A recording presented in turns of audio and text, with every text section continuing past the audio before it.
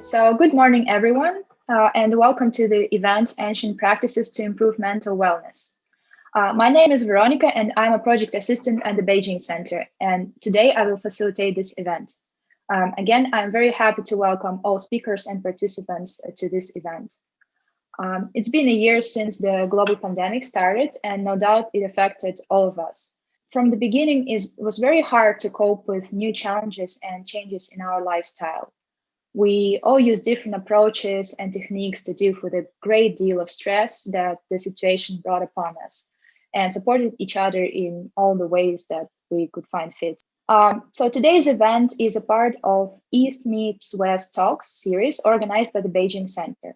We are delighted to present a group of experts to share insights from Daoism, Taichi, and spiritual discernment, offering tools and techniques to raise the mind, body, and spirit to help tackle today's challenges during pandemic times.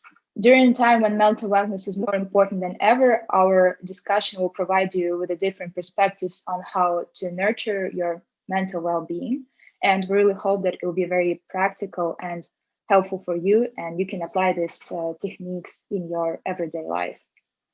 Now I will introduce the event structure and we'll talk a little bit on the event organization. We will begin the event from a talk of Professor Robin Wang from LMU, who will share her expertise on Daoist philosophy. Professor Wang's talk will be followed by Father John Hugo, a director of the Science and Art of Learning and Teaching Institute at Ateneo de Manila University, who will reflect on mental wellness from Christian perspective. The closing speaker is Dr. Howard Hao, who will introduce ancient knowledge of Taichi and give some practical exercises for dealing with stress and anxiety. For Dr. Hao's talk, I would ask you to prepare to get up and repeat after him because there will be actual Taichi exercises, so do not hesitate to repeat those moves and learn some basic Taichi today. We will end the event with a Q&A sessions.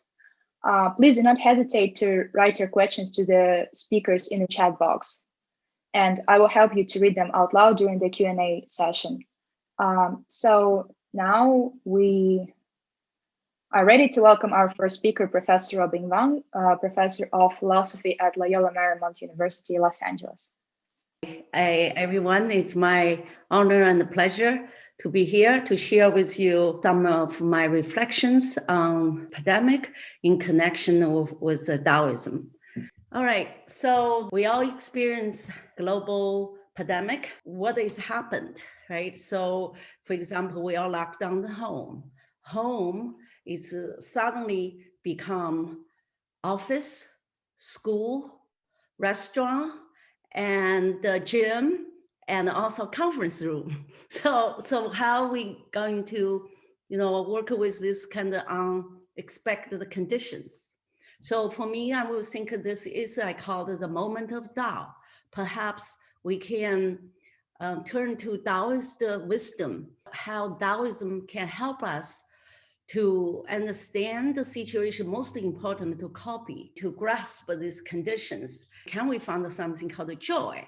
And also, how do we practice this ability of resilience?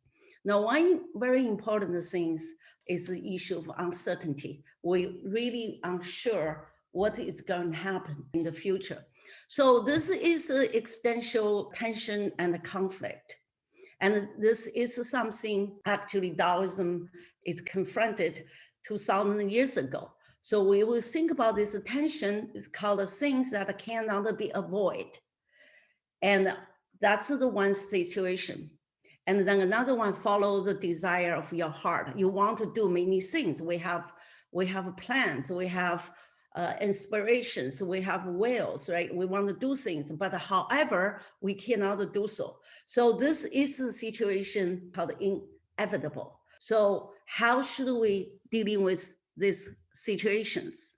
So here on your right, say there is things that if you are depressed, you live in the past. If you are anxious, you are living the future, and you are at peace, you live in the present. This is Lao Tzu, but if you read the Tao Te Ching, you know this is not in Tao Te Ching. But there is a spirit of Taoism doing well to connecting between past and present and the future. So how do we thinking about this particular issues we are on. Zhuangzi have suggestions when you're facing this existential conflict and the problem.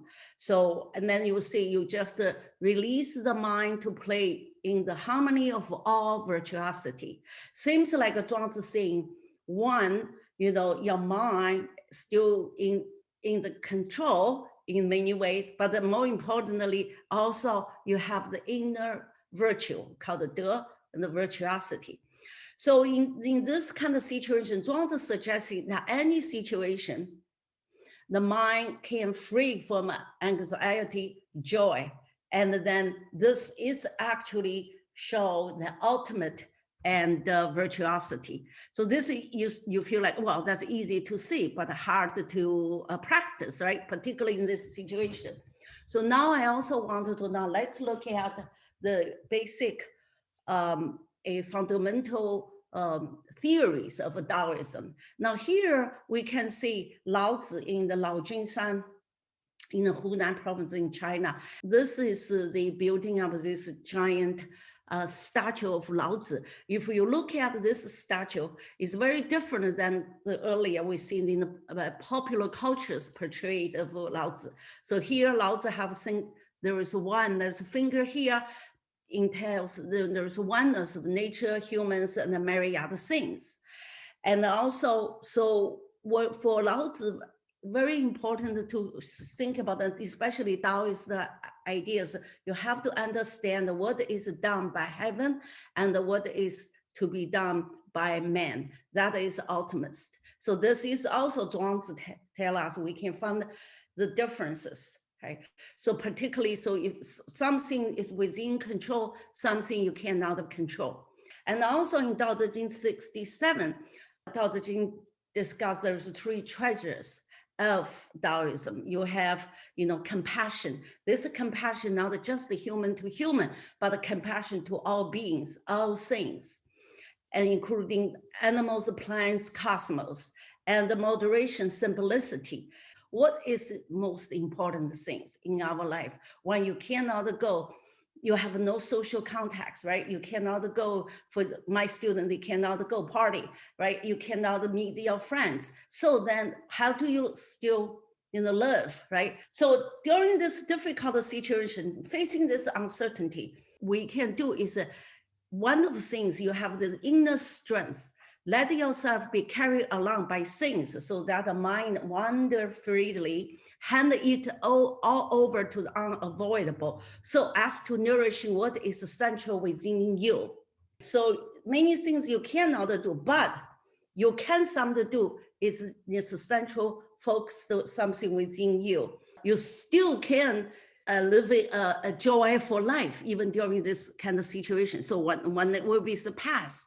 So then how do we understand the past? One of the things, again, we want to bring out to the fundamental ideas in Daoism here said, how do we understand life itself? What is a living beings? And so for Zhuangzi saying the life is like qi flow. When qi is gathering, you will be alive. But when qi is despair, it will be death. So what the life and the death situation is about whether it's a qi being generated, connected, or qi being despaired. Taichi is all about how to direct the qi, how to work with your qi flow. So then you can generate your power. Okay, so what does that mean? There is a path within ourselves. And then how do we do so, right? What exactly the method? How we do every day seems for 1 year now, our schedule seems flat, right? Especially in US, everything locked down. And the best exciting thing you can do during the lockdown, probably just walking or doing some, exercise. Before that was very small things. Even in this kind of situation, because certain things that you cannot control, but the things you can't control, that means cultivating your heart mind, Yangxing, and the harness energy of qi, and then nourishing central meridians. So this central meridian is a Yangdu. So you can see there is plenty things you do, okay? So one of the things we think that Daoism have this presuppose there is a unity between human beings with the nature. So then what that means? That means there is certain kind of rules, regularities, patterns running in the nature, but also you running our life. So during this time, one way to be connected with nature is aligned awareness. For example, very easy, nourishing our body. One of the things to go in with our circadian system. Perhaps you lockdown, you're sleeping better. Most of maybe some people don't because they're watching too much TV or play too much video games. But one of the things we think about the Taoist idea is we have to have awareness. So one of the awareness is aligned with the rhythm circulations of all things with cosmos. You can still follow nature's law. So the question, if you rest well, you eat well, you do exercise, then you will be the mentally, emotionally feel better, right? So that's just very, very simple. Another things we can see is united with nature. And then another awareness, atonement. You see in Tao Te Ching, you see in the Zhuangzi talk about very, very often is this idea. For example, let's look at this ocean. If we imagine life itself as a giant ocean wave, so you catch the wave, you ride with it, right? So then now it's a low tide, many things you cannot do. If you want to catch the wave, very importantly, you have to tone yourself. Your body have to balanced, right? And then your action can be aligned with ocean waves. So in other words, your action can align with how your environment, your circumstances. This is what the Zhuangzi think about. Now, if we think about power, it's energy flow.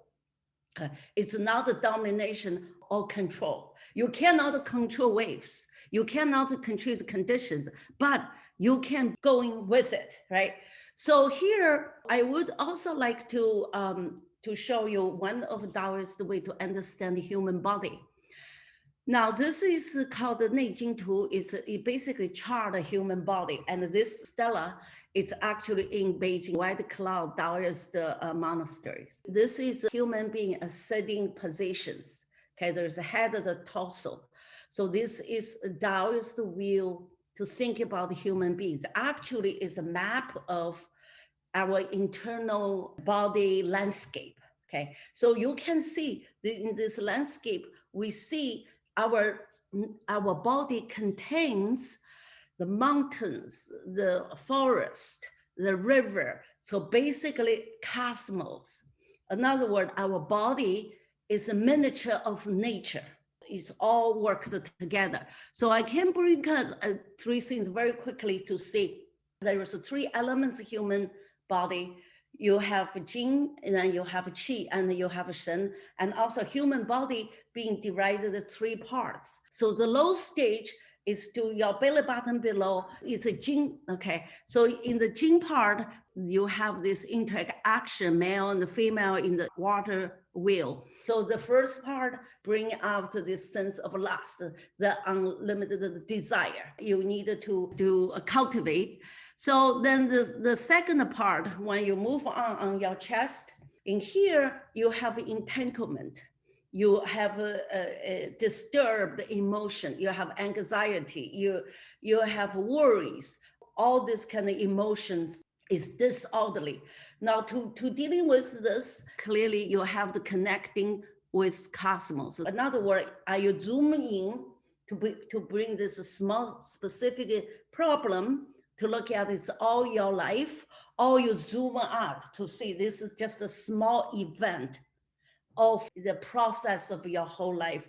We will see that, pandemic will come, will leave, come and will leave, right? So things will getting better.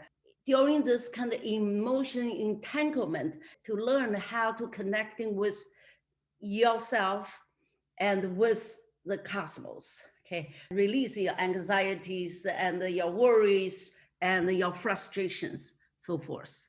Okay, so then the third things to go into third stage where you cultivate, so your cheese going to your head. Now, what's the head? What is the problem here? Stupidity.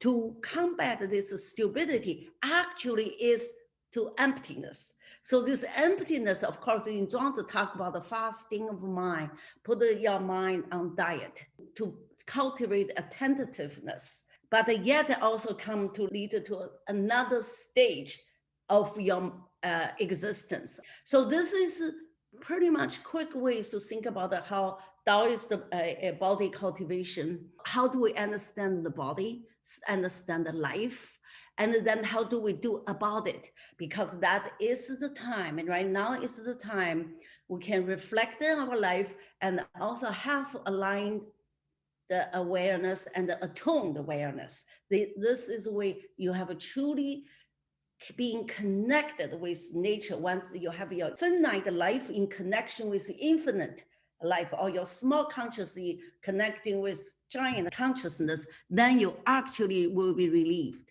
So here we will see the last one will be Daoist way, finding joy in all things.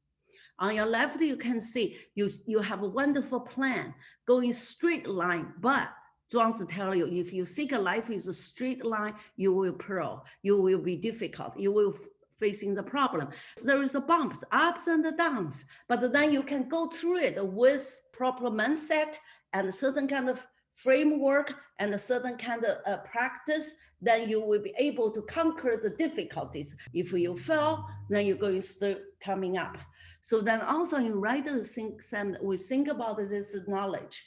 Then you knowledge, one type you can think about is a pyramid, right? So you have a foundation, you're building up, and then but highest the knowledge. But there's another type of knowledge where is here you're rafting in the rapid water. In this kind of situation, your goal is don't let the boat sink, right? So you use all your mind, your body, your heart, everything work together and go through the currents. And then you go through these currents and you actually can finding a joy and still a joyful experience. So in other words, during this difficult time, we will still able to enjoy life. We're still able to see the meaning of life, and we also can see the productivity. If we think about using the word productivity, but more important also, we will see this is a prosper, okay, has a lead a flourish life. All right, I know I have pretty much close. Okay, all right, thank you very much. I'm looking forward for your questions. Thank you very much, Professor Wang, for introducing the situation from the Daoist perspective. And just a reminder that all the questions go at the end of today's event. And please do not hesitate to write those questions to the chat. Thank you, Professor Wang. And we will move to the next speaker now. Good morning, everyone, and good afternoon if you're somewhere else. Thank you to Dr. Wang for an excellent talk on Taoism. I learned so much just listening to her.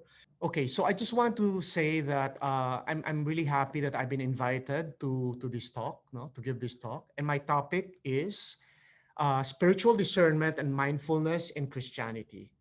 In short, just as Dr. Wang spoke about mindfulness in the tradition of Taoism, I will be talking about the tradition of spiritual discernment in Christianity, and I'll be drawing from Saint Ignatius of Loyola. I'd like to say a few words about Saint Ignatius of Loyola. Saint Ignatius is the founder of the Jesuits. He's not so ancient, but actually he was alive in the 15th century. He was the founder of the Society of Jesus, the Jesuits. But he was also a mystic. Perhaps the best known Jesuit in China today is Matteo Ricci, or Li Mato, who was a scientist and missionary to China in the 16th century.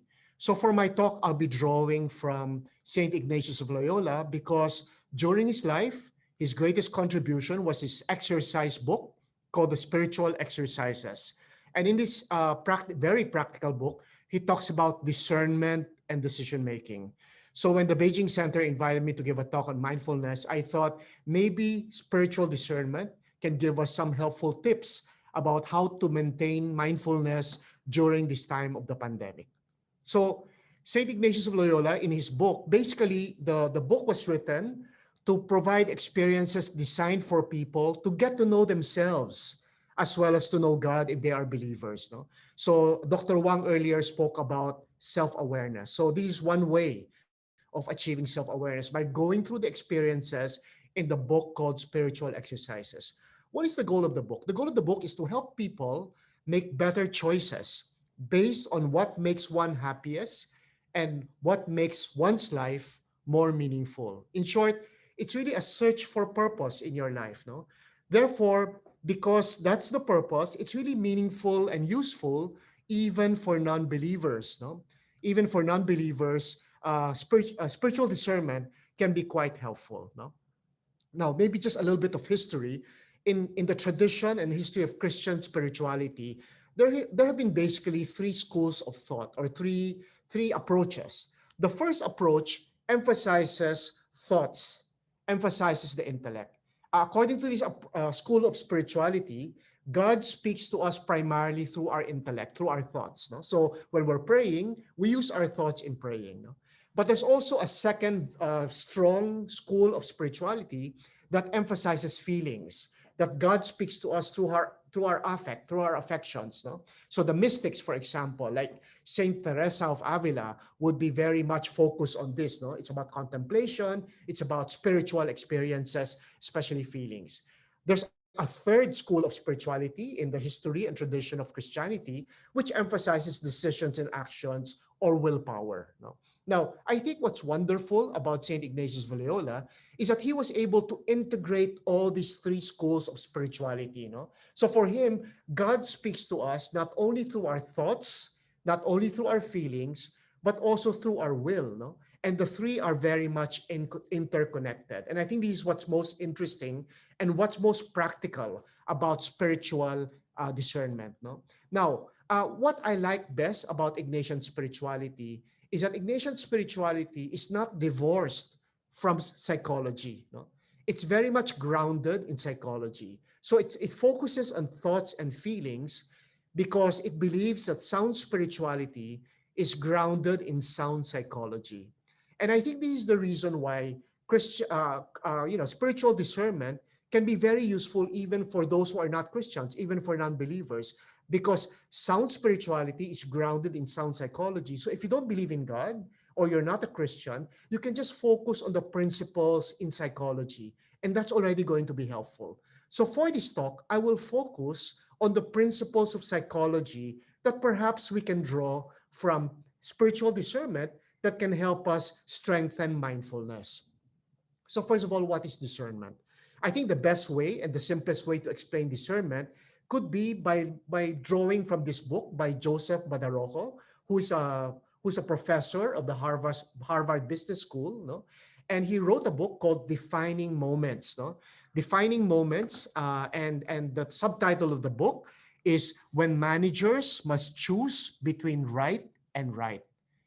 And he has a very interesting idea here. For him, our most difficult choices as persons and leaders are not the decisions that are about right versus wrong. For him, those are easy decisions. It's easy to find out what's right and wrong, and we just have to do what's right. No? However, for him, the more difficult decisions are the right versus right choices, no? Because the choices are not as clear. And that's what discernment means. Discernment means when you're trying to make a decision between options that are not so clear and you're not sure. And I think this is so relevant today. You know? Earlier, Dr. Wang spoke about uncertainty. There's a term today about the VUCA world, no? Where V, U, C, and A stand for the characteristics of the world, which have become so obvious even more during the pandemic. What does VUCA mean? It means V stands for volatile, U stands for uncertain, C stands for complex, and A stands for ambiguous. More than ever, we are aware of how this world is volatile, uncertain, complex, ambiguous, which means that when we're making decisions, the answers or the solutions are not very clear. No? Usually they're complex and they're not clear, so we have to engage in discernment. No? Discernment means precisely trying to weigh these options. Now, discernment is really about being mindful and being able to manage what St. Ignatius calls our interior movements. Now, what do we mean by interior movements? Very basic. It means our thoughts, our feelings, and our needs. No? Now, many of us probably think we're very conscious persons, we're very rational persons, but ever since Freud discovered the unconscious, I think he shared with us his central insight that we are not as rational as we think. No? Many of our motivations are unconscious and they are rooted in our thoughts, our unconscious thoughts, not just our reasons, our unconscious thoughts, our feelings, and even more powerfully, our needs. We have many needs that we are usually unconscious of. So when we're making a decision, consciously, we're using reasons, we're looking at the pros and the cons, but we have to be aware that even more powerful than our reasons are our thoughts, our feelings, and our needs. No? And sometimes when we're not conscious of how our decisions and actions are being shaped by these unconscious thoughts, feelings, and needs, we are really enslaved by them. We don't have the power to make the right decision or the action. No? So spiritual discernment invites us to be self-aware by connecting ourselves to our unconscious thoughts, to our feelings and our needs. No? There's a need for self-awareness and self-acceptance because for St. Ignatius, and today all the psychologists agree, we have layers upon layers of desires. No? And many of these desires are fast fading and even contradictory. For example, today I want this, but tomorrow I want something else. No? So how do you make a decision? It's very important that we're connected to our layers and layers of desires, and we're able to make discernment, engage in discernment, and make our decisions. Why is this so important? Because if we're not able to go through discernment, no, we will probably end up only with impulsive reactions. And what do I mean by impulsive reactions? Usually when we're caught off guard, when we're just giving a knee-jerk reaction, either we fight or we take flight or we freeze, right? When we're nervous and we're not prepared, what happens? Usually we fight back, we resist, or we run away, or we just get paralyzed. No? And discernment is about being able to come up with a discerned response, a response that is conscious, a response that is free, not just the automatic result of your feelings and your needs. No? So that's the idea. Now, St. Ignatius talks about spirits, no? And I just want to talk about them a little bit because even if we don't believe in spirits, I think the principles are very sound. No? According to him, there are good spirits and evil spirits. What are good spirits for him? Good spirits for him are forces beyond us that are life-giving and that summon our better self, leading to the greater good. No? So this can be forces from outside us or from inside us, no, that we may not be so aware of, but it's life-giving. It helps us to be kinder. No? It helps us to be less selfish. It encourages us to help other people, those who are in need. We become our better self because of these forces. So that's what he means by good spirits. But he also talks about evil spirits. And here he's not necessarily talking about devils and demons, although many people believe that. No, evil spirits here, we can talk about forces beyond us that diminish us, that make us less, and make the others around us also less. And they lead somewhere else to a lesser good or even an evil. So this is the language of St. Ignatius when he talks about spiritual discernment. But he has one insight there that I'd like to focus on. I like Dr. Wang, I only have 20 minutes, so I don't want to talk too much about everything, no? But it's practically a semestral course, no? Christian spiritual discernment. But I like to focus on one other big idea that's quite important, no? According to St. Ignatius, and let me use his religious language, and then I'm going to shift to psychology, no? According to St. Ignatius, only God can touch our hearts directly. But the good and evil spirits can affect us only through our thoughts. When I first read, I was quite interested. I said, what does this mean? No? If you look at this image, you have the person with his heart in the center, and then you have a maze. No? And on the left side, you have a red angel, which stands for an evil spirit. And on the right side, you have a blue angel, which stands for God. No? If you look at the maze, the labyrinth, no? On the left side, you are not able to go to the heart of the person directly. There's no way you can get there. But the right side, the blue angel, there's actually a way to get to the heart of the person. So that's a representation of this insight of Saint Ignatius. Now, that's a religious insight. What about psychology? What can we draw from this insight to help us become more mindful as far as spiritual discernment is concerned? The point Saint Ignatius is telling us, is trying to make here, is that we need to discern our thoughts. We need to guard and monitor our thoughts. Okay? What does he mean by that? Actually, what is wonderful about spiritual discernment is that it's quite compatible with what today is a very much accepted school of psychology. And this is really cognitive behavior therapy. In cognitive behavior therapy, what happens is that the psychologists talk about the interrelationship between thoughts, feelings, and our decisions and actions. Now, St. Ignatius adds that spiritual layer on top about God and good and evil spirits. But if we ignore that first, basically what psychologists are telling us is that our thoughts affect our feelings. That's why you have those arrows. But our feelings also affect our thoughts. For example, if you wake up one day and you think happy thoughts, it's going to make you happy.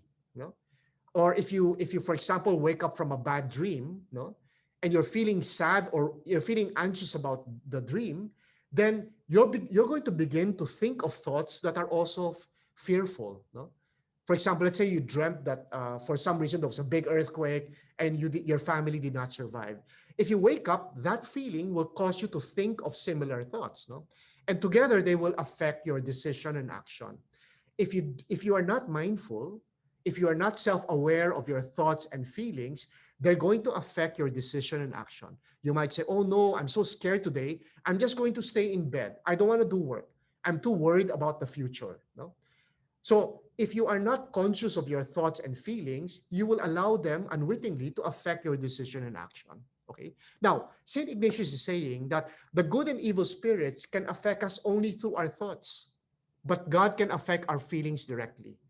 So what is the implication of this?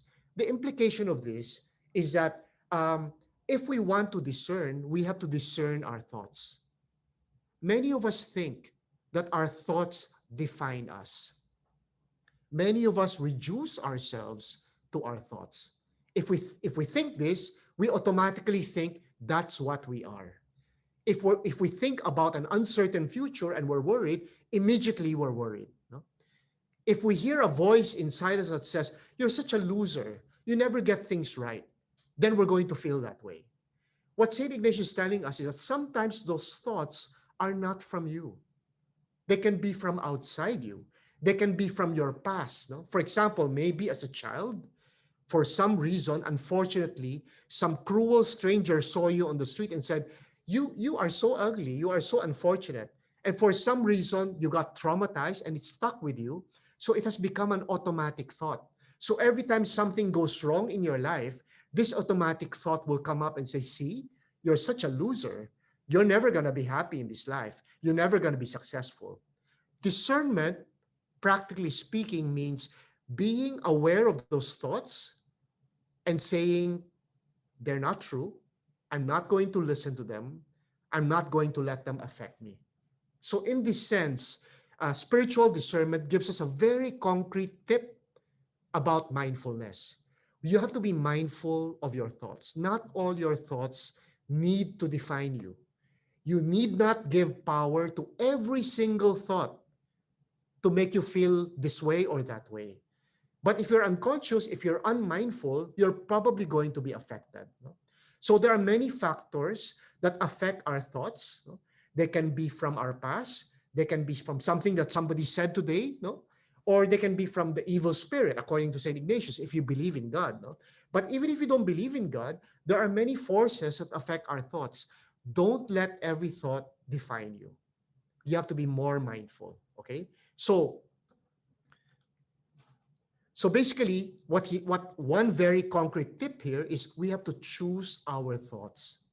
Don't let every single stray thought affect how you feel.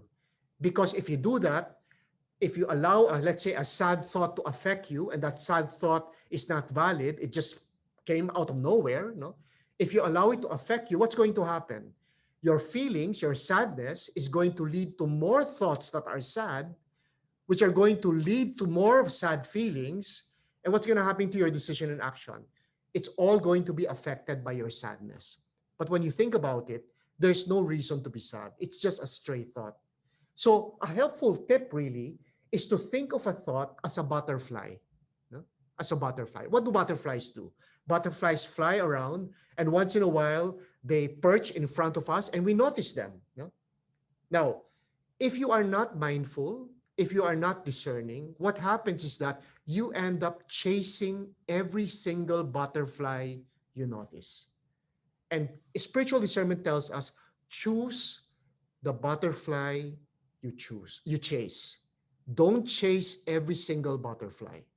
Choose the thought that you're going to allow to affect yourself, to affect your feelings, and eventually affect your decision. So let me share with you a simple example, a very personal example. When I was writing my doctoral dissertation, um, for those of you who've done your PhD, it's the most lonely and most threatening experience when you're writing, right? You hear all this self-censorship in your head. No, it says you write I tell myself I have to write how many words today because I have a deadline.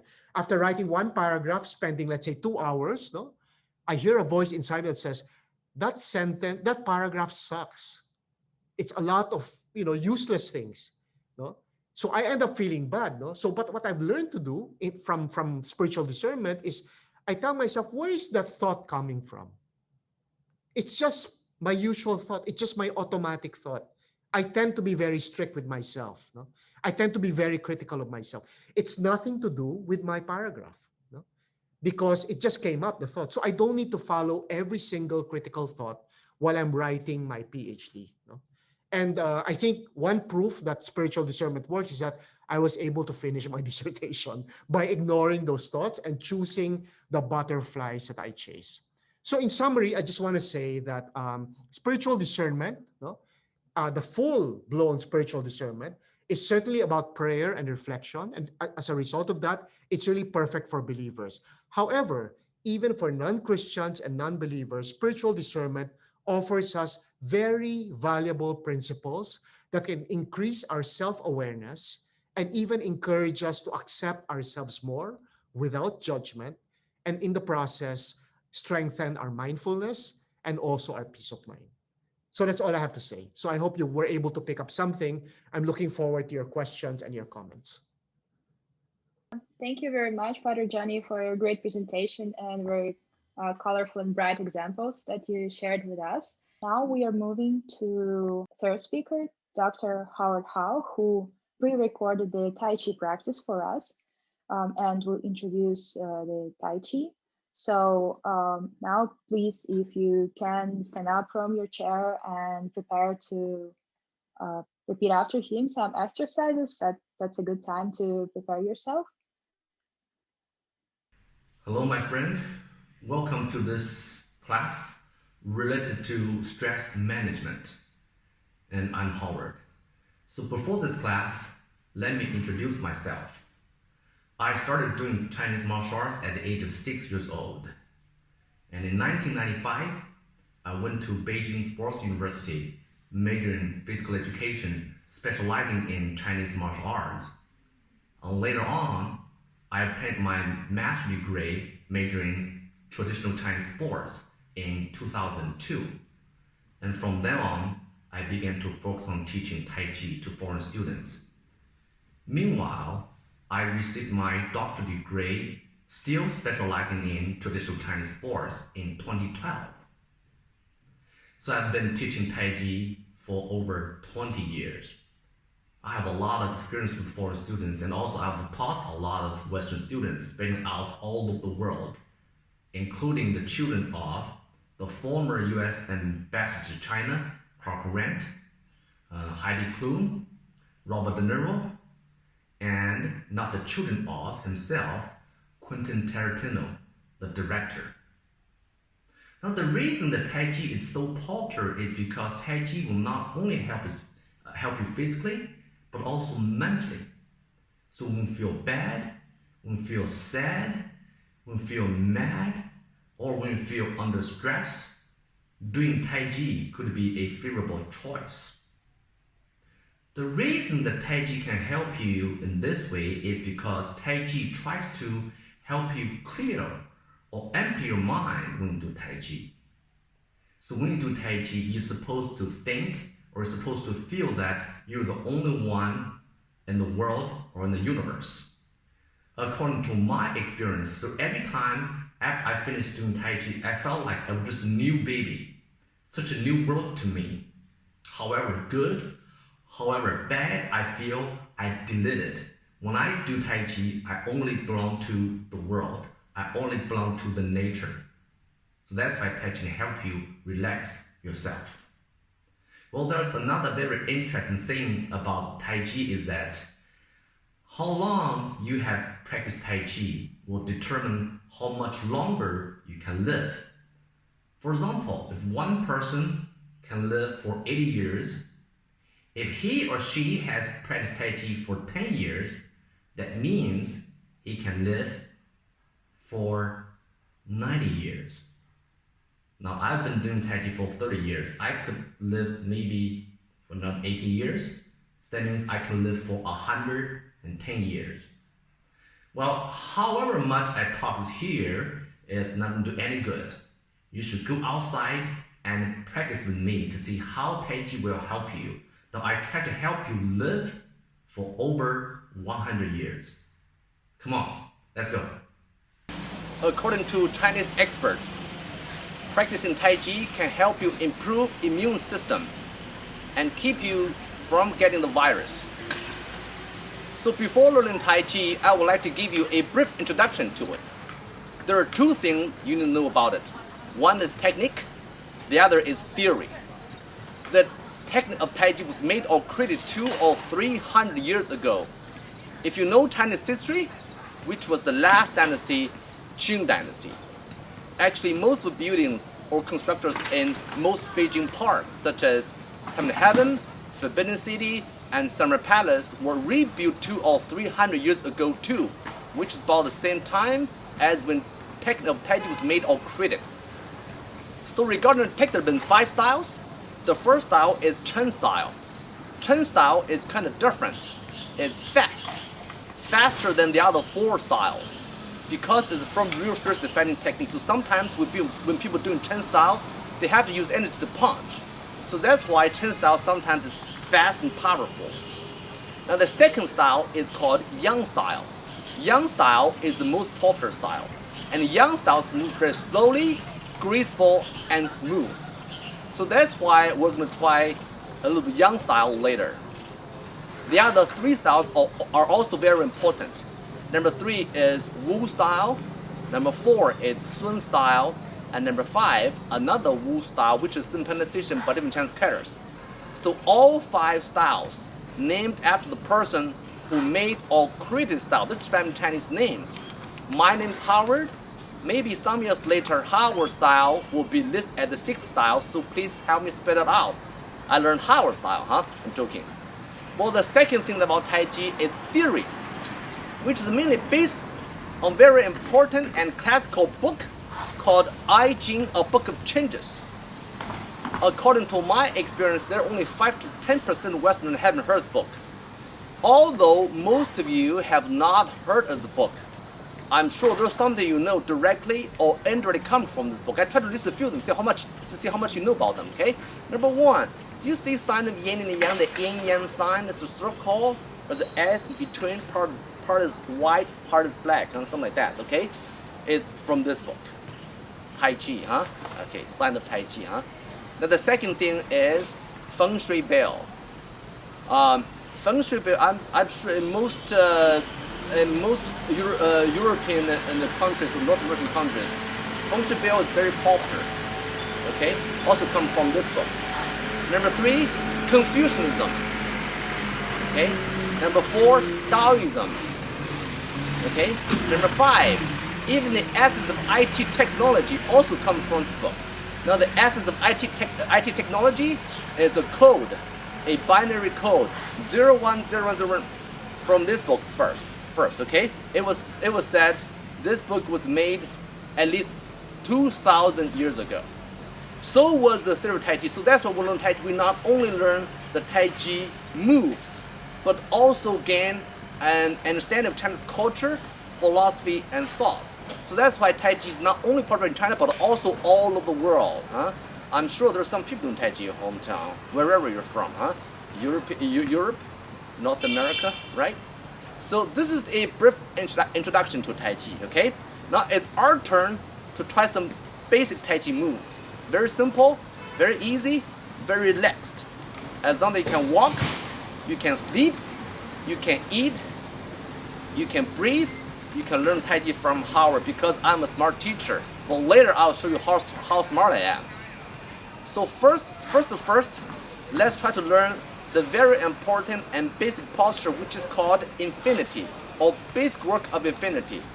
The reason we learn this posture first, because we Chinese people believe that infinity produced everything. It's like we most Westerners believe God made everything. We believe infinity produced everything. So that's why we have to start with this posture first, okay? Now you just follow me, Now feet apart, little wider than shoulders, and then toes facing forward.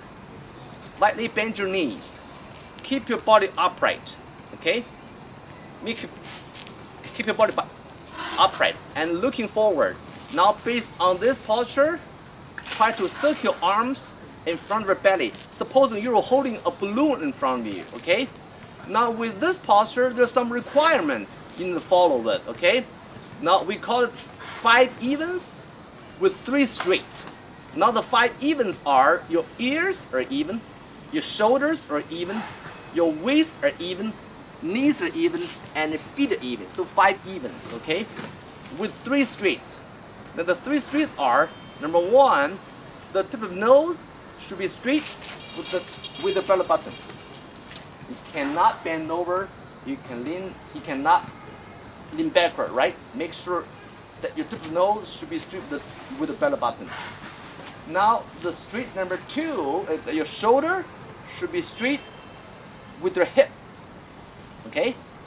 Now straight number 3 is that your knees should be straight with your toes. So 3 straights with 5 evens. I repeat. So your ears, shoulders, waists, knees, and feet are supposed to be even. 3 straights. Tip of your nose with the belly button, shoulders with the hips, and then knees with toes. Okay? This is the basic requirements when we do this posture. This is outside, okay? Our body, okay? Of course, along with the outside, you should do something inside, okay? There are 2 points in your body, okay, that you need to focus on, okay? Number 1 is somewhere close here, and we call it Dan Tian in Chinese, which is a point or area between your 2 kidneys. That's a center or core of the body. So use your mind to focus on this point. Try to focus it and make it down. To make it stable, okay? To push it down, okay? This is, and in Chinese we call it Qi Chen Dan Tian, okay? Dan Tian, okay. This is the first point. You keep it down. Now the second point, that's easy. There's actually a acupoint, okay? Acupoint is over here. That's the toppest point on our head. We call it Bai Hui. Acupoint of Bai Hui, okay?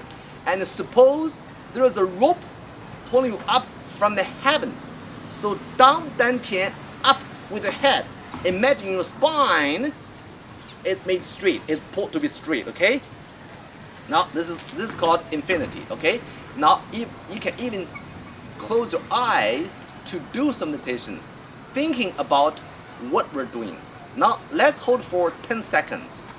And also, if you want, you're encouraged to close your eyes, because closing your eyes can help you concentrate, okay? Now let's hold for 10 seconds.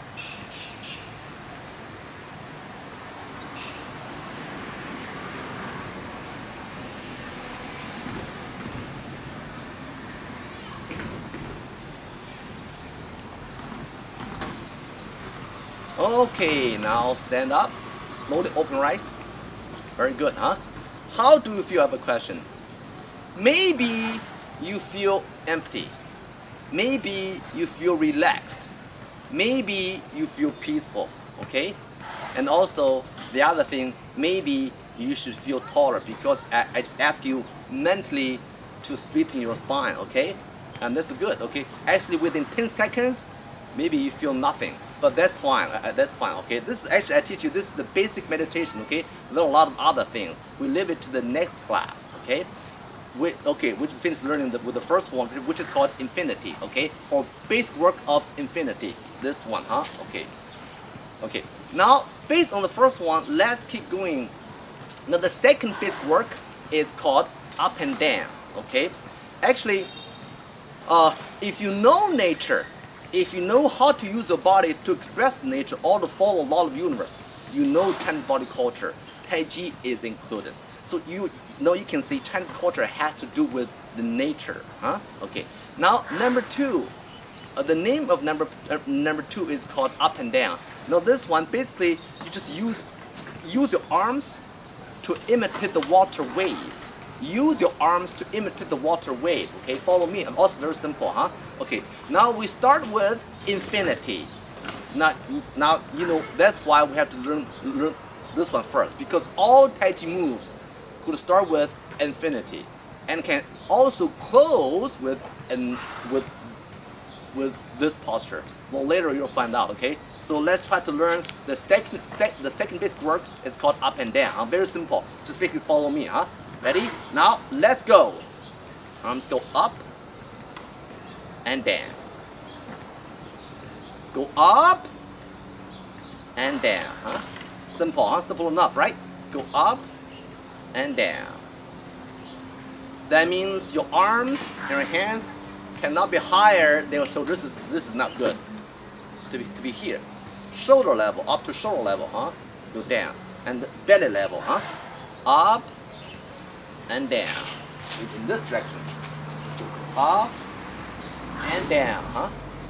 Go up and down. Then go up and down. 3 more times with me, huh? Let's go up and down. And then go up and down. Last time, let's go up and down.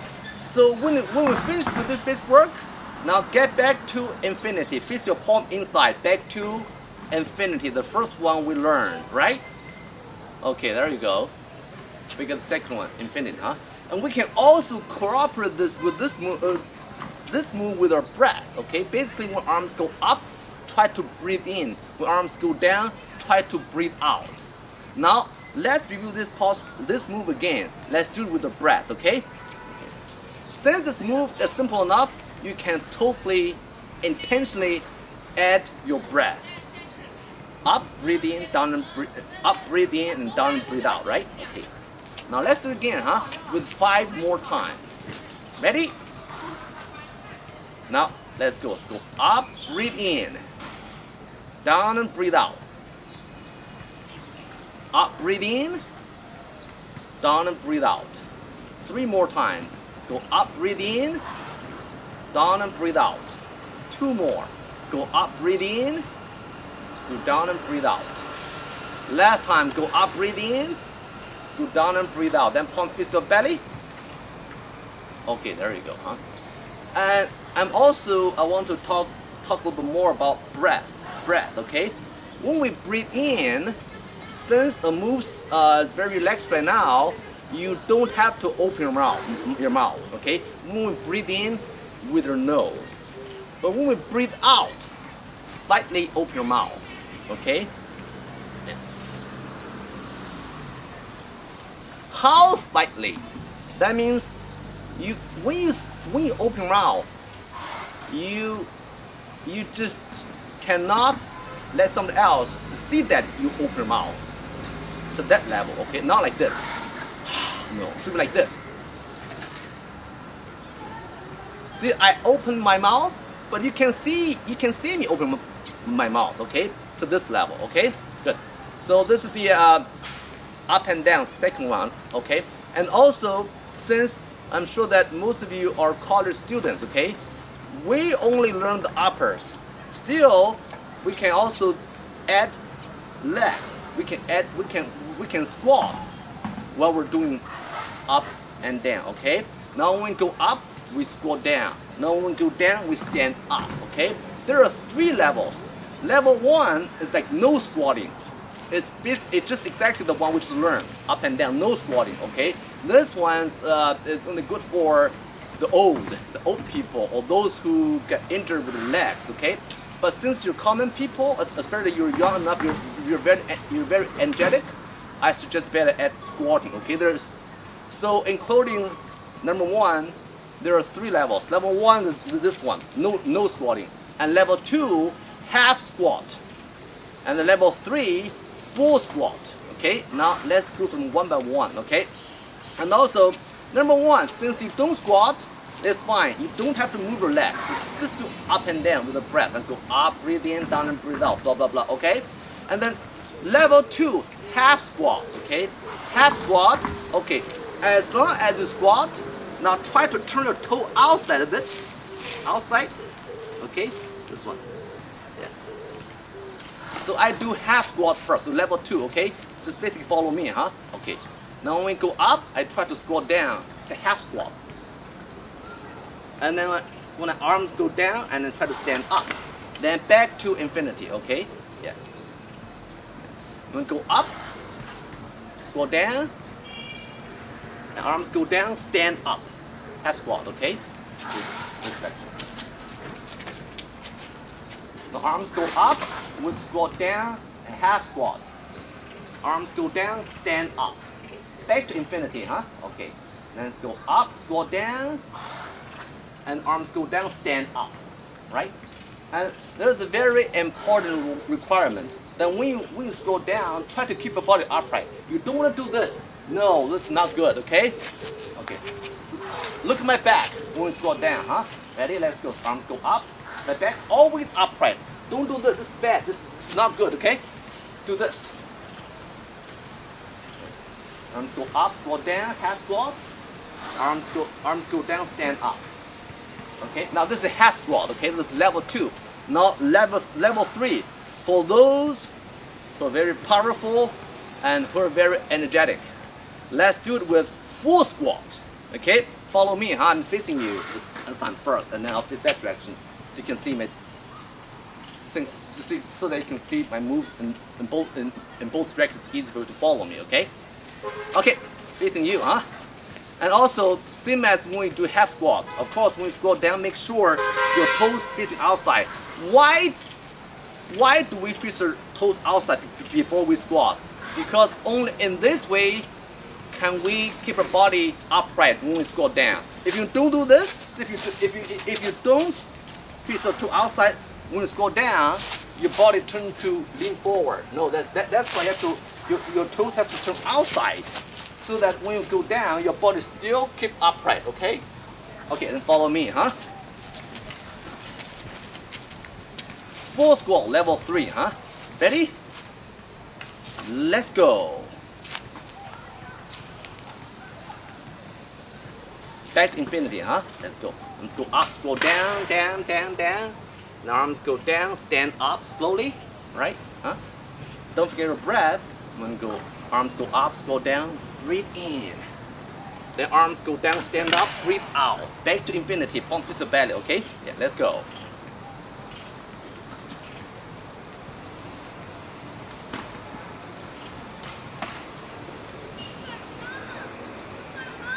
Okay, now I face that direction so that you can see my body, huh? How straight up it is when I keep going this move, huh? Now ready? Let's go, arms go up, go down, look at my body, always upright, huh? Arms go down, stand up. Let's go.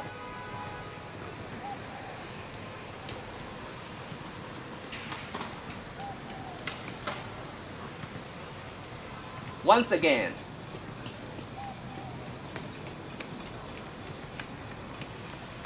Okay, there you go.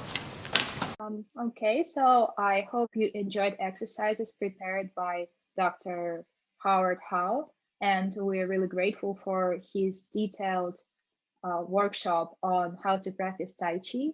So I hope that you remember the moves, and whenever you feel anxious or stressed, you can do those exercises. And actually, it's just a great short workout during your office workday.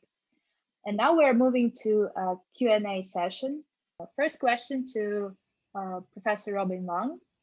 Physicist Erwin Schrödinger talked about entropy in his classic book, What is Life?, drawing on the conscious intake of negative entropy to balance the natural increasing of entropy, aging and death in life, which seems to draw a lot of similarity to the notion of qi. Could the speaker shed some light on how the ideas compare and whether they led to the similar conclusions and observation? So, yeah.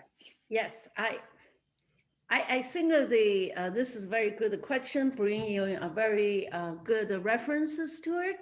I think I will agree with this observation and these comments. So I do think, of course, 2,000 years ago, Daoist view about the life, it's in many ways it's simplistic, but yet it's a fundamental. Now, entropy theme is more integrated into science, contemporary, somewhat, understanding world to actually I think these two ideas, Daoist view and this view are very much going complementary to each other. I agree with these comments. Yes. Thank you. And next question is for Father Johnny. Do you think that the environment around us also affects our thoughts, and how important it is to create a nice and healthy environment, and what is the relations between this environment and our thoughts? Yeah, very good question. As you can guess, environment, of course, affects our thoughts. No, I mean, there are many examples we can think of. But when we think about environment, we have to think also about our inner environment aside from our outer environment, because both bring about thoughts. And we should try our best to shield ourselves from toxic environments. The only problem is we don't have full control over our environments, no? Not our external environment. The example here obviously is pandemic. But even our internal environment, we don't always have full control over them. That's why self-awareness of what's going on, the positive and the negative, the pleasant and unpleasant, and self-acceptance is very important. No? So yes, we should try our best to create an environment that will shield us from toxic energies and vibes. No, but we should not be surprised or discouraged if we don't have full control over our environment. No, because that's part of life. No, life is complex. Okay, thank you. Thank you for your reply. And I'll go to the next question to Professor Robin Wang. Now that people live in big cities, what can be the ways to reconnect with nature, or what do you suggest to people? Because most of us are actually from big cities. So yeah, maybe you have some tips on that. Okay, so connecting with nature, we can take a literal meaning is you actually immerse yourself in the nature. So for example, people go hiking, go bird watch, physically connecting with nature. This is only one way to think about reconnecting nature. But this question is right to talk about now. Today we are very much lived in the big cities. We live is surrounding the artificial mix, right? Artificial lights, high rise, blocked our visions and horizons. So what's that mean, reconnect nature? Here is actually in the way you can think about is connecting with your body, because the body has its natural way operates. So that there is in Dao De Jing talk about how Dao is doing this called the 自然 self-soul. So self-soul is a state of being. In other words, our body has a natural way works, natural way operates. So the connecting with nature in Dao is the idea in this, especially in the modern life, is connecting with your own rhythm, patterns, regularities within yourself. So to understand how your work your body works, and then you can extend into it. So I think that it's the quicker way to think about the idea or the value of connecting with nature or back to nature. Okay, thank you very much. Well, maybe one of the ways is actually to practice Tai Chi, right? Yeah. All right, thank you. And next question is to Father Johnny. So do you think that discernment can improve our relations with other people around us, or it's something that is more self-centered? No, again, a very good question. No? Certainly, discernment can improve our relationship with others, because if we are not discerning, the way we act towards others may not be the best way. No, so a discerning person will be able to build a better relationship, because his or her responses to others will be less impulsive, no, and will be more, and hopefully more correct, and also more free. Because usually, if we're not discerning, we remain a slave of our feelings and unconscious thoughts, and we just do whatever is impulsive. No, so the discernment is really promising, because it will improve your relationship with yourself, with others, and of course, if you're a believer, with God. So that's I think the benefit of discernment. Okay, thank you. And again, one more question to Professor Robin Wang. Do you think that the pandemic is a challenge or an opportunity to reconnect with ourselves? I think it's two ways, right? That's really, it is a challenge, because we all, basically caught to by surprise, right? Capitalism cannot stop.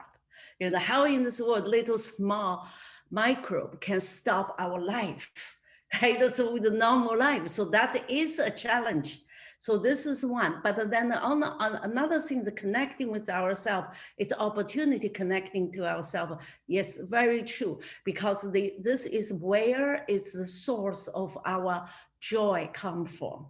If you think your source of joy in before pandemic is by going to socializing, then that you have to find another source of joy. I usually use very simple examples. If a woman thinking put up red lips, and it's a way to boost their self-confidence in the social settings, then now you put the mask, lips mean nothing, right? So where your source of your self-confidence? So I think pandemic really teach us how do we think about what is the most important things in our life. It's not this kind of it's not necessarily social standards, right? Conventional views, but something is close dear to ourself, to our own lives. Home is important, right? How your home settings, because that's how you sustain your life, to keep your work, right? And then another, of course, a source, your joy, and also to let us to recognize how important health is during this time, right? So your immune system, right? So all this, your diet, so forth, all many things really force us to rethink about in many ways meaning of life, or how to live a flourished life.